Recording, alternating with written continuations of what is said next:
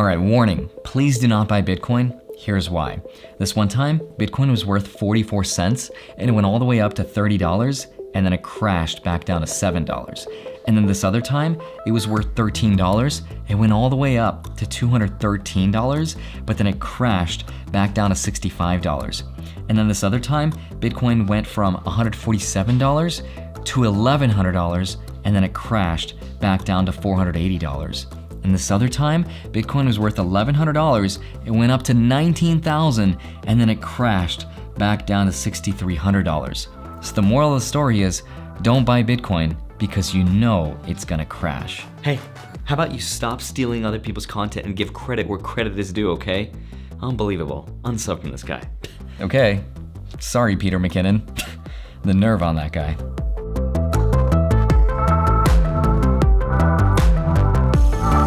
Hi, my name is Andre Jick. Hope you're doing well, and let's talk about Bitcoin.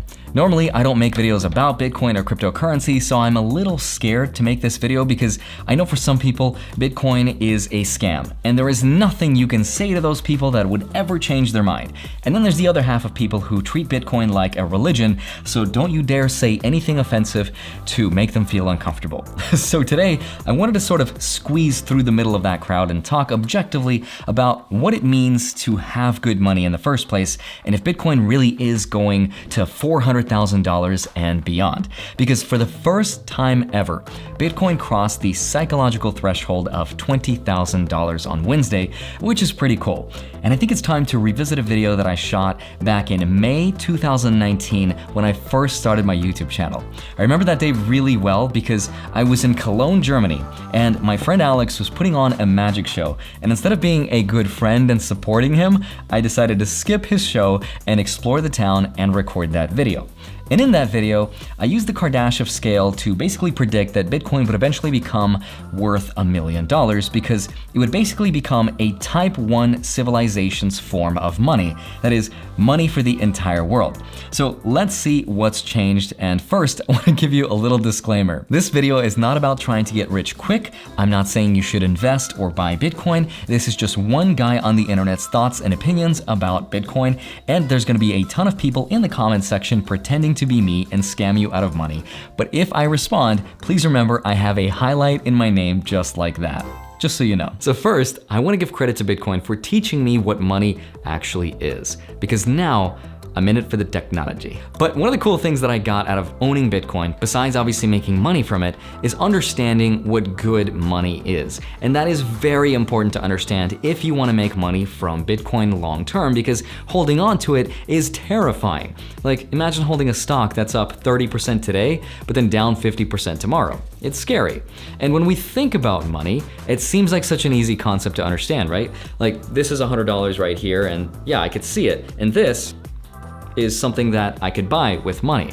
But money isn't something that we just flick on the switch, put in fabric on one end, and get money out the other. It's something else entirely. And to create good money is very, very hard. First, Bitcoin is not actually printed like the dollar. Instead, it's digitally created by a process called mining. But instead of Minecraft and the pickaxe, instead imagine thousands of computers all over the world that are working hard to solve complex mathematical algorithms. And that sounds wasteful and pointless, but it does have a purpose. And we can use the analogy of this little Rubik's Cube right here, which sort of contains all of the transactions that we have. So anytime I send you a Bitcoin and you send it to a friend, those transactions then get stored inside of this Rubik's Cube. And we can see which transactions they are because they're publicly displayed for everybody else. It's the public ledger that you can kind of think of as sort of the leaderboard or the scoreboard for gaming, which is also why, by the way, the government loves Bitcoin, because it makes tracing illegal or criminal activity very easy. Oh, Andre got a high score, huh? We didn't get our cut. Now, all these transactions that get sent to the Rubik's Cube are just gonna be waiting there to be confirmed or made official. And the way we make them official or to confirm them is we actually solve the Rubik's Cube. So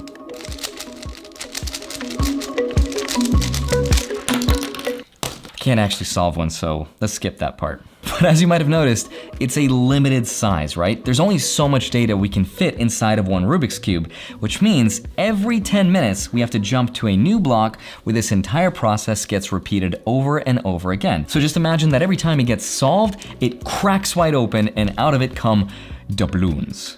Or coins, basically. To keep things fair though, because technology and computers get better and better and they evolve and get more efficient, every 2016 Rubik's Cubes, or roughly every 2 weeks, the difficulty in solving these Rubik's Cubes actually increases.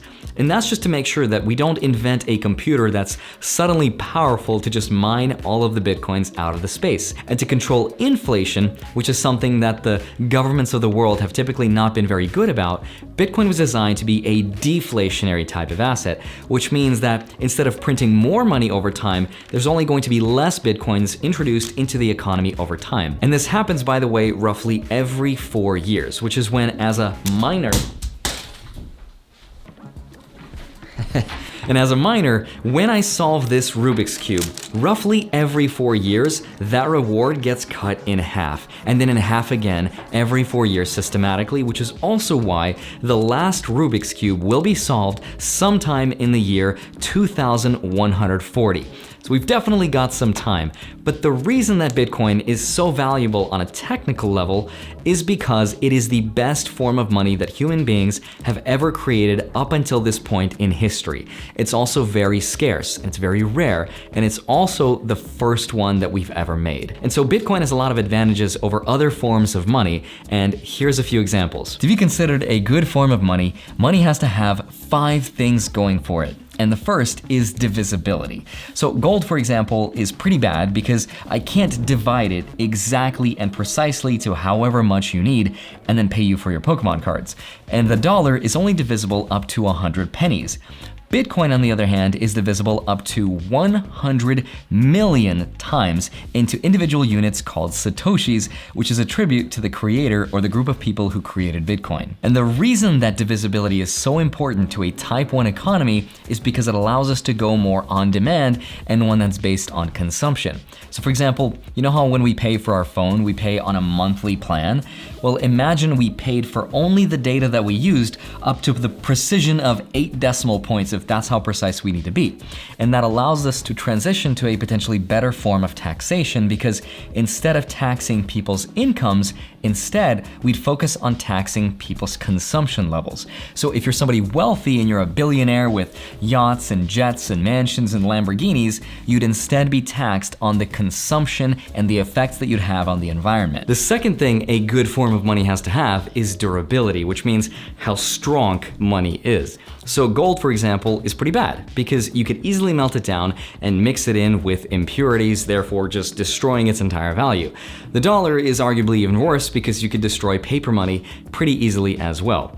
The third thing that it has to have is it has to be rare. And that seems like an easy one for good money to have, but believe it or not, it took human beings a really long time to come up with a standard that we were all happy with because the people that lived near the beach obviously wanted to use seashells because that was rare for the people that didn't live near the ocean. So it took us forever to settle on the gold standard just because we found out that gold was relatively evenly spread throughout the earth and it was hard to get for pretty much everyone equally.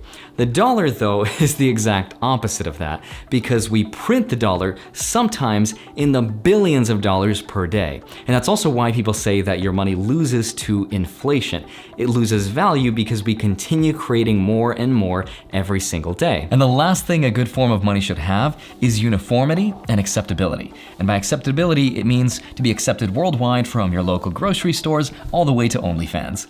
The second thing is uniformity, which means it should be exactly the same from each unit of measure where you can't tell the difference between the two. And that's also referred to as fungibility, or how squishy it is. Actually, fungibility just means that there's no way for us to discriminate from one unit to the other. Bitcoin actually has a problem here, because we can trace the origin of each Bitcoin from wallet to wallet back to the beginning, which means in theory, the government can look at where your money has been and then argue against you that your money was involved in some illicit activity, therefore we're gonna repossess it and now it's ours. So as you can see that some Bitcoins that are pure and weren't involved in anything sketchy would be more valuable than ones that aren't. But I do think that it's eventually going to be solved because it's a privacy issue solved by things like shufflers and mixers. So for example, if this Bitcoin was stolen and this one wasn't, what you would do is you would then break it up into Satoshis and then you would mix the two up together before sending that transaction, which means now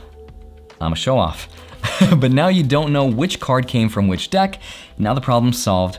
I'm a genius. Now, all of this stuff about money, we've known for a long time. But it's finally now that institutional hedge fund managers are starting to realize it, and they're finally starting to see the light. That's why we're seeing billions and billions of dollars poured in from their hedge funds into Bitcoin. But that's the narrative. The reality is that those people are extremely intelligent, and they, along with corporations and banks, have quietly been buying Bitcoin behind the scenes, all the while telling everyone else that it's just a scam. That's because back in 2017, it wasn't cool to admit that you had any Bitcoin. Like, you own Bitcoin? You idiot. That's a Beanie Baby fad. now, it's cool among the rich kids to admit to themselves how much money they actually have in Bitcoin. And by the way, by rich kids, I mean very intelligent, very successful billionaire hedge fund types that have finally started to reveal their bags to us. So December 16th was a monumental day for investors because it broke past the psychological barrier of $20,000. And now it's sitting at, the time of recording this video, $21,846. And it's seemingly increasing every second. Dad, I want to buy Bitcoin at $20,000? $21,500? Why do you need to buy Bitcoin at $22,300? $24,600 is a lot of money for someone your age. In all seriousness though, the best part about this is that this time, unlike 2017, it's smart money. Because this time we don't have a crazy spike in Google searches and all these retail investors that are FOMOing into it. That'll be part of the process soon, but for now, it's just smart money with the addition of PayPal accepting it and all these other institutional investors that are joining in, along with the biggest factor of them all, which is economic uncertainty and the Federal Reserve's policy of infinite quantitative easing. Obviously, this is not normal and should not happen in a healthy economy. But when times like this happen, that's when assets like gold and like Bitcoin increase in price like crazy. In fact, we even had Scott Minerd, who's the chief investment officer of Guggenheim Investments, who just recently publicly came forward and admitted that his billion-dollar hedge fund was buying Bitcoin since it was at $10,000. And his team believes that the fundamental value of Bitcoin is $400,000. So there's no telling how high the bull run will go. But in the meantime, be ready for a wild ride as we continue to crash forward and set new record highs.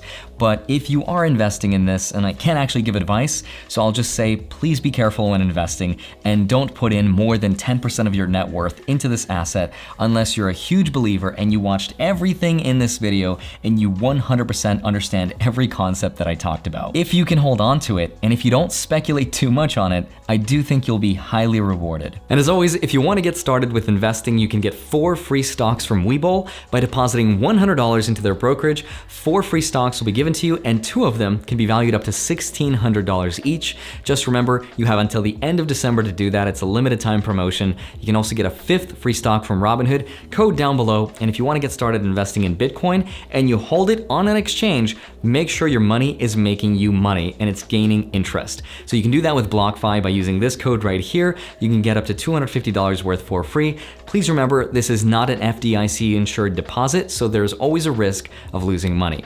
Having said that, you can follow me on Instagram. I post from time to time. Join my free Discord group, link down below, or reach out to me through my PO box. Love you. Thank you so much for watching the video. I will see you back here on Monday and Friday, sometimes a Wednesday, and I'd really love to hear your thoughts on where you think Bitcoin is actually going. I'll see you soon. Bye-bye.